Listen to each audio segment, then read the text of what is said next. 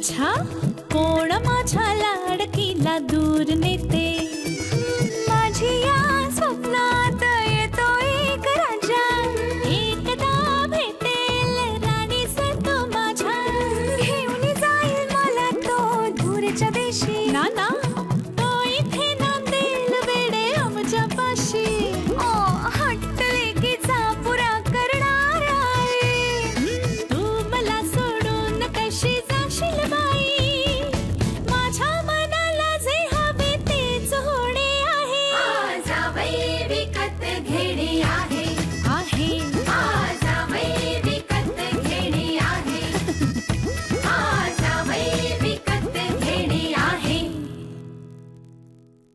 वेडा, तुझ्या डोक्यात नक्की काय चाललंय कळेल मला? काय चाललंय माझ्या डोक्यात?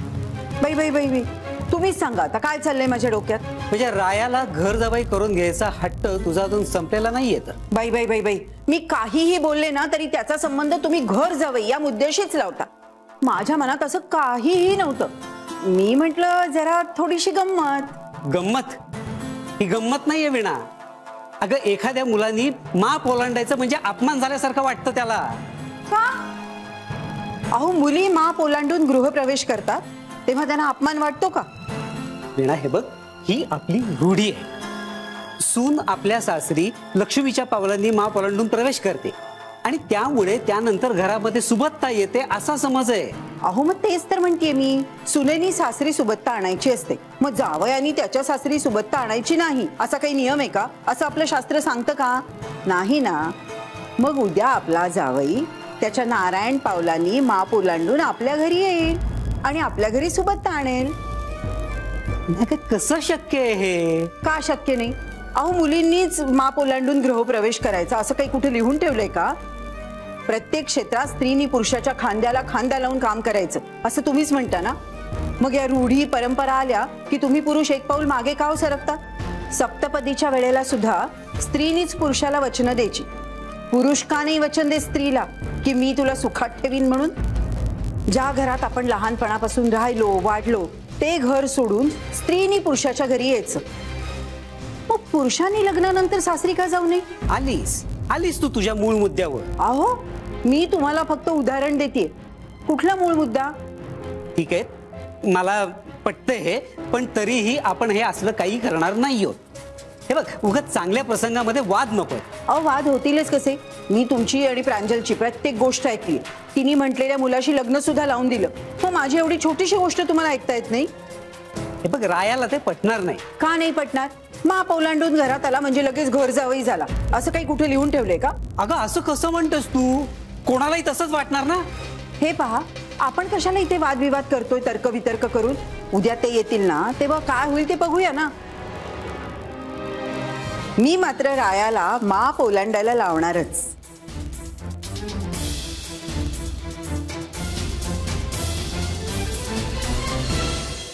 राया, मी ना माझ्या घरी कॉटनचे कपडे वेगळ्या कप्प्यात ठेवायचे, सिल्कचे कपडे वेगळ्या कप्प्यात, आणि माझ्या घरी घालायचे कपडे होते ना त्याच्यासाठी एक वेगळं कपाट होतं. ये कपाट छोटा है लेकिन मेरा दिल तो बहुत बड़ा है ना.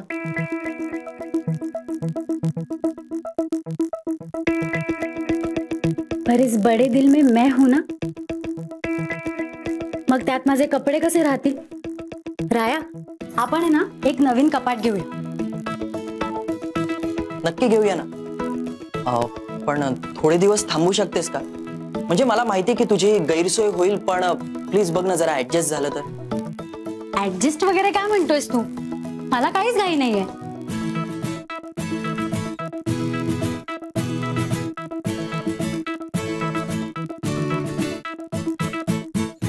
म्हणूनच तर आवडतेस तू मला. टायमिंग. तुझ्या मम्माला तुझ्याशिवाय चेन पडत नाही का ग? तसं नाही रे, उद्या 5 परतावण्यासाठी जायचंय ना म्हणून केलं असेल. ठीक आहे, बोला तुम्ही.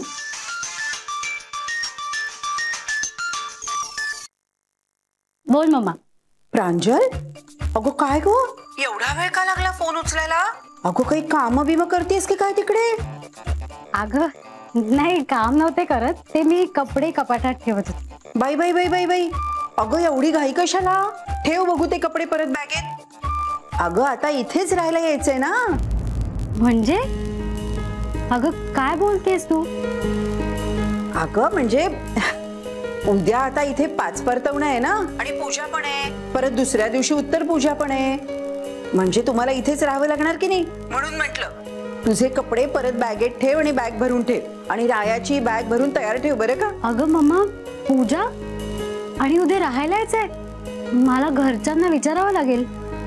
नाही विचार तू, पण पद्धत हीच आहे. पूजा करणाऱ्यांना उत्तर पूजा झाल्याशिवाय घर सोडता येत नाही. बरं ठीक आहे, मी तुला विचारून सांगते. बाई बाई बाई बाई, तिकडे काय गेलीस आणि तिकडचीच झालीस. अगं अजून 1 दिवस सुद्धा जायला नाही तुला तिकडे जाऊन, आणि लगेच सगळं काही त्यांना विचारून सांगते, त्यांना विचारून सांगते. म्हणजे माझ्या बोलण्याला काहीच किंमत नाहीये का? अगं तू अशी का बोलतेस? ते तुला नाही कळणार. आता काय तू सौ चिटणवीस झालीस ना. माझा काय हक्क आहे मेलीचा? हे बघ मम्मा, तसं काही नाहीये. एकाच दिवसाचा प्रश्न आहे ना, मी बोलते राज. आत्ता कसं मला माझ्या लाडक्या लेकीशी बोलल्यासारखं वाटलं. मग या हा तू आणि राया उद्या, मी वाट बघतीये बरं का. ठीक आहे.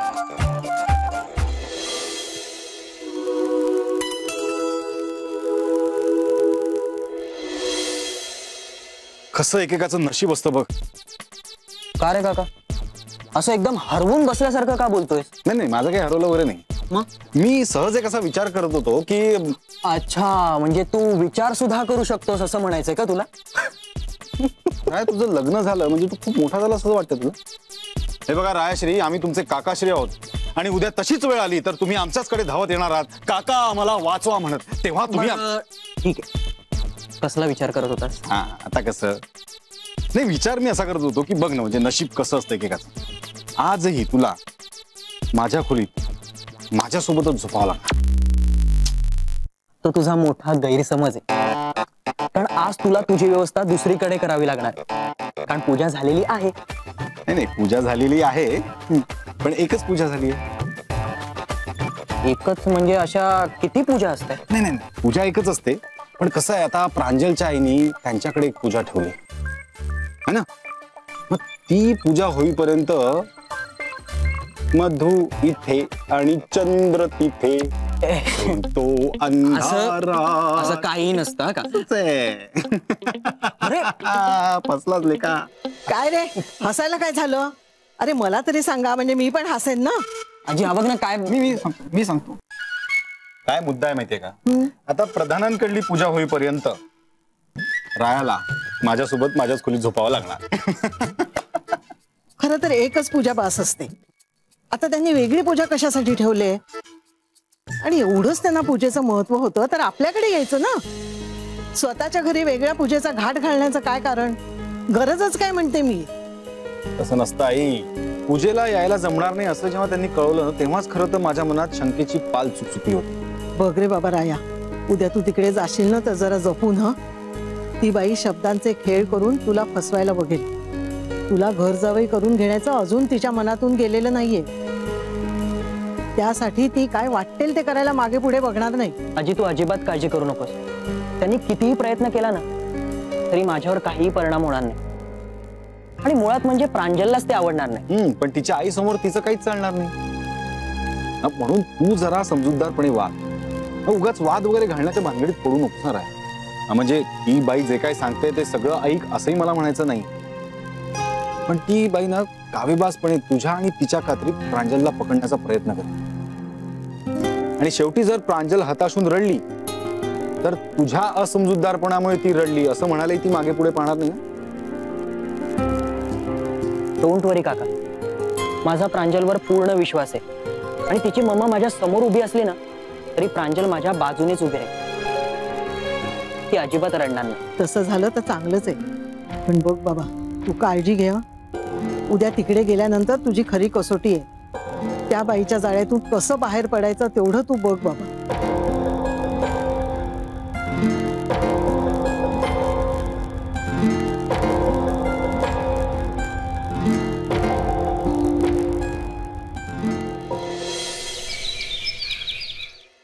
काय मग प्रांजल, झाली का झोप एका माणसाची? अगं कशाचं काय, मला वाटलेलं होईल पण अगं आता झोप कशी होणार तुझी? त्याच्यावर आता रायाचा हक्क आहे, ती झोप तुझ्या मालकीची नाहीये. इश्श. नाही तसं नाही, ऍक्च्युली मला इथे खूप उकडत होतो, म्हणजे पंखा चालू होता पण सवय नाही ना मला. पण होईल, हळूहळू सवय होईल. हो अगं ती तर होईलच ग, हळूहळू. हा गो मला खूप काम आहेत.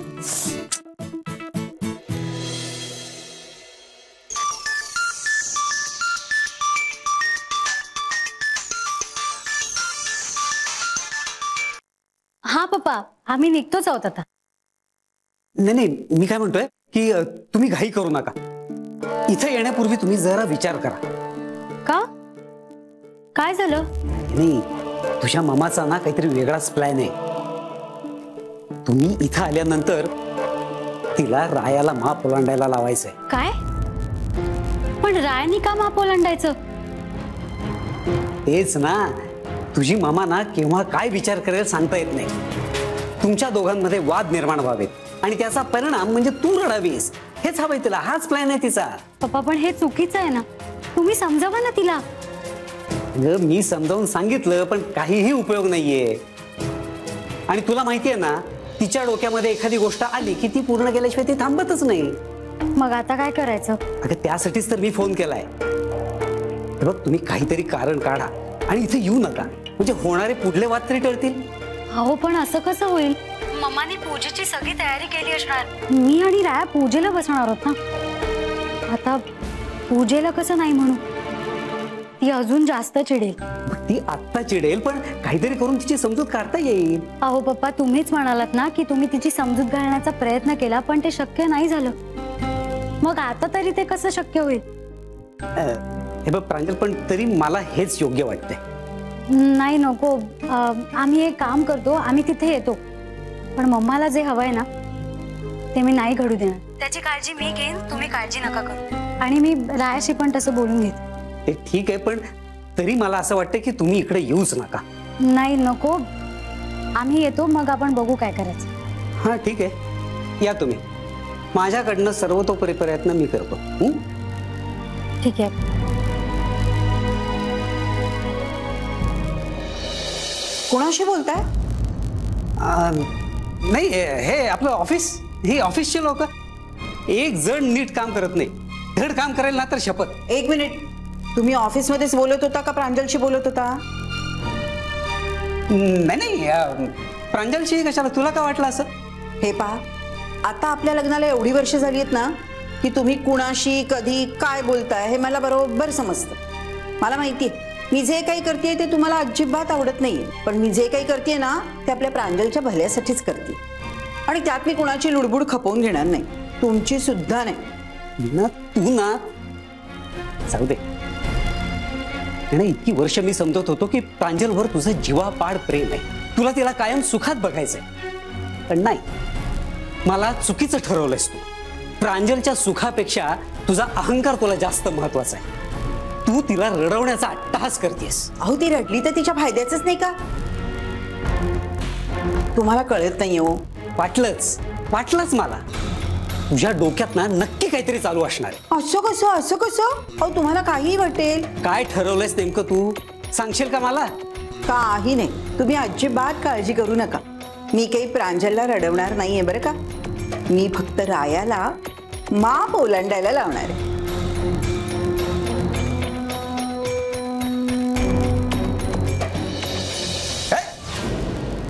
दिस इज रिडिक्युलस. याला काय अर्थ आहे काय? काय समजते का ही बाई स्वतःला? माप ओलांडायचं म्हणे. ए, तुम्ही तिकडे जायचं नाही आहात. हो बाबा, पण नाही म्हणजे नाही. आजी, मी काय म्हणतो, काय काय म्हणतो, काय त्यात काय म्हणायचं? माधव म्हणतो ते बरोबर आहे. तू पूजेसाठी तिथे जायचं नाहीस. अगं आजी, प्रांजलने आधीच हो म्हटलंय त्यांना, त्यावर आपण नाही म्हणायचं म्हणजे कसं वाटेल ना? अरे कसं वाटेल काय? तुला तिथे गेल्यावर माप ओलांडायला लावतील, ते कसं वाटेल राया? काल रात्री मंग्या म्हणत होता तसंच घडणार आहे. काय? ती बाई तिला हवंय तसं ह्याच्याकडून करून घेणार. नाही आजी, मी तसं काहीही होऊ देणार नाही. ती बाई तिला हवंय तसं ह्याच्याकडून करून घेणार. नाही आजी, मी तसं काहीही होऊ देणार नाही.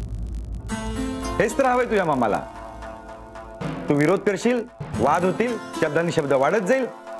नाही नाही, तुम्ही तिकडे जायचं नाही आहात. बाबा, पप्पाही मला हेच सांगत होते, पण त्यांनाही मी नाही म्हटलं. बाबा, तुम्ही मला सांगा, जे घडणार आहे त्याच्यापासून लांब पळून त्याच्यातनं काय निष्पन्न होणार आहे? आता आज जरी आम्ही नाही गेलो, पण पुन्हा कधीतरी आम्हाला तिथे जावंच लागणार. आणि मग मम्मा रायाला माप ओलांडायला लावणार. पुन्हा तीच परिस्थिती. मग त्यापेक्षा आजच काही तो सोक्ष लावायला काही हरकत नाही ना. पण त्यामुळे तुमच्या दोघींच्यात दरी निर्माण होईल. नाही आजी, असं नाही होणार. मी मम्माला नीट समजावेन ना, कारण आता मी प्रधान नाही, आता मी चिटणवीस झाले.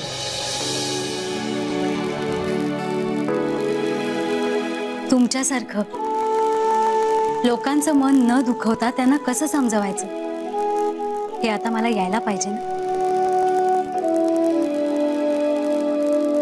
ठीक आहे, जा तुम्ही, पण तिथे राहू नका. निदान राया तू तरी परत ये. आजी, पण तिकडची परिस्थिती बघून मी ठरवीन की तिकडे गेल्यावर काय करायचंय ते. फक्त तुम्ही माझ्यावर आणि प्रांजलवर तेवढा विश्वास ठेवा. अरे, आमच्या सगळ्यांचा विश्वास आहे तुमच्या दोघांवर.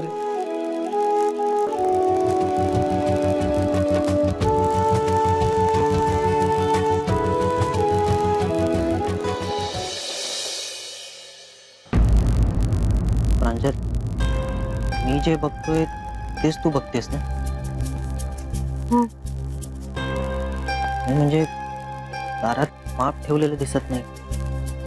हो, पप्पा तर म्हणाले होते असणार. माप कसं नाही कोणाच ठाऊक. जरा आतमध्ये जाऊया आपण, त्याशिवाय कळणार नाही.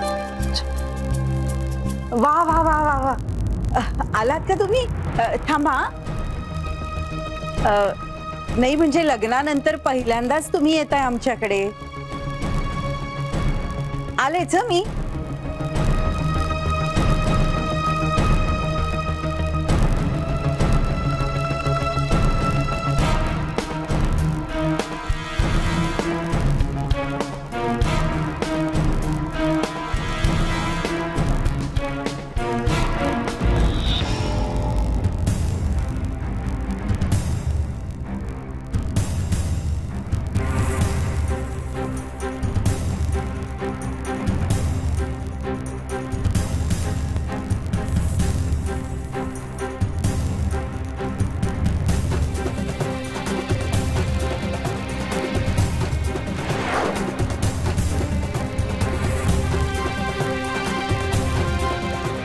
जावई बापू, हे माप हे ओलांडून तुम्ही आत यायचं. उजव्या पायानी बरं का.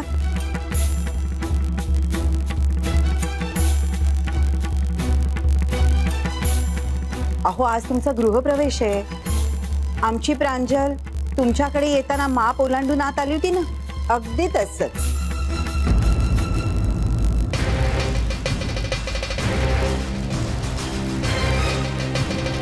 गृहप्रवेश आहे. आमची प्रांजल तुमच्याकडे येताना माप ओलांडून आत आली होती ना, अगदी तसंच.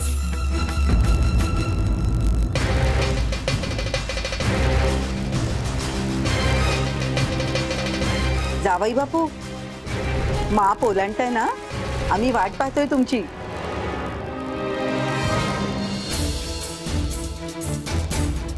नाही, राया माप ओलांडणार नाही.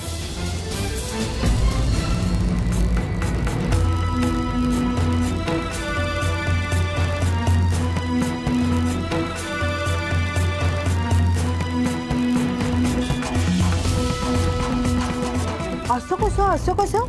अगं, तू याच्या घरी माप ओलांडूनच गेली होतीस ना, मग रायाला आपल्या घरी माप ओलांडून यायला काय हरकत आहे? रायाची हरकत आहे की नाही मला माहिती नाही, पण माझी हरकत आहे. नव्या नवरीने लक्ष्मीच्या पावलाने घरात प्रवेश करावा आणि सुखाने समृद्धीने संसार करावा म्हणून माप ओलांडतात. अगदी बरोबर. पण मला सांग प्रांजल, सुख आणि समृद्धी ही फक्त मुलीनीच आणायची का? अगं मलाही असं वाटतं या माझ्या लाडक्या जावयानी नारायणाच्या पावलांनी हे माप ओलांडावं आणि आमच्या घरी यावं आणि आमच्या घरात सुख समृद्धी सुबत्ता आणावी.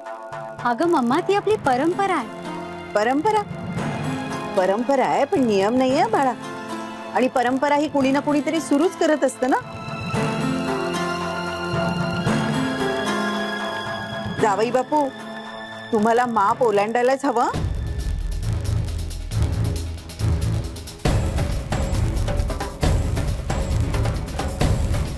मामा, तू आताच म्हणालीस ना परंपरा आहे, नियम नाही. मग मला असं वाटतं की जुन्या परंपरा ज्या योग्य आहेत त्या टिकतात आणि म्हणूनच मुलींनी माप ओलांडणं ही परंपरा टिकली. टिकली नाहीये बाळा, टिकवलीये. या पुरुष प्रधान समाजाने टिकवलीये. तुला नाही कळणार, तू लहान आहेस ग अजून. हो, कदाचित काही गोष्टी मला कळत नसतील, पण हे नक्कीच कळतं की या माप ओलांडण्यात काय अर्थ दडला.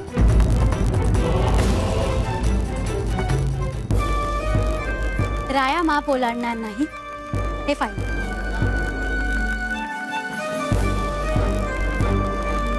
तुला जर हे पटत नसेल तर आम्ही आत्ताच परत जाऊ.